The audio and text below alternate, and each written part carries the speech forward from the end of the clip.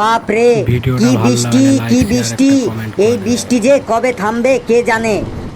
ঠিক কি বলছিস, এই বৃষ্টি যে কবে থামবে কে জানে। এই স্যার এসেছে। Good morning sir. Good morning sir. বসে থাক বসে থাক, দাঁড়ানোর কোনো দরকার নেই, খুব জোরে বৃষ্টি হচ্ছে।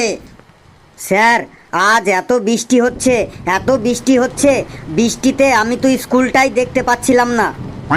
আমিও স্যার, বৃষ্টিতে স্কুলটাই দেখতে পাচ্ছিলাম না। আমি তো ভুল করে স্কুল ভেবে ওই স্কুলের পাশের যে গরুর খাটাল আছে ওই খাটালের মধ্যে ঢুকে পড়েছিলাম। স্যার, আমি তো বৃষ্টিতে নিজের ক্লাসরুমটাই চিনতে পারছিলাম না, ভুল করে প্রিন্সিপালের রুমে ঢুকে পড়েছিলাম। লেবু, এত বৃষ্টিতে তোর কোনো অসুবিধা হয়নি? হ্যাঁ স্যার, হচ্ছে। আমি তো বাড়ি থেকে বেরিয়ে রাস্তায় সবাইকে জিজ্ঞাসা করতে করতে স্কুলটাতে আসলাম। লেবু, একটু বাড়াবাড়ি বলে ফেললি না?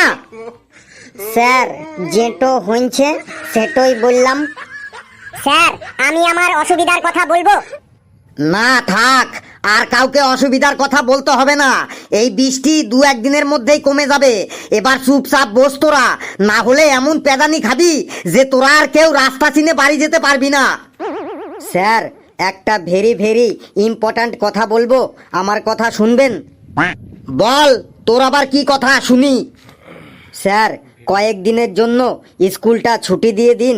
আশেপাশে সব স্কুলে ছুটি পড়ে গেছে, বৃষ্টি কমলে আবার স্কুল ওপেন করবেন। ছুটি? আবার ছুটি কিসের? আমার কি ছুটির বাগান আছে যে তোরা যখন তখন ছুটি চাইবি আর আমি গাছ থেকে ছিঁড়ে ছিঁড়ে সবাইকে 5 কিলো 10 কিলো করে ছুটি দিয়ে দেব? স্যার, ছুটি যদি না দেন তাহলে আমাদের সবাইকে একটা করে রেনকোট দিন, যাতে আমরা রেনকোট পরে সবাই স্কুলে আসতে পারি। দাঁড়া ফেলু, আমি আমার বাগানে রেনকোটের গাছ লাগিয়েছি, গাছগুলিতে সবে রেনকোটের কুড়ি এসেছে, আগামী বছর পেয়ে যাবি সবাই একটা করে রেনকোট।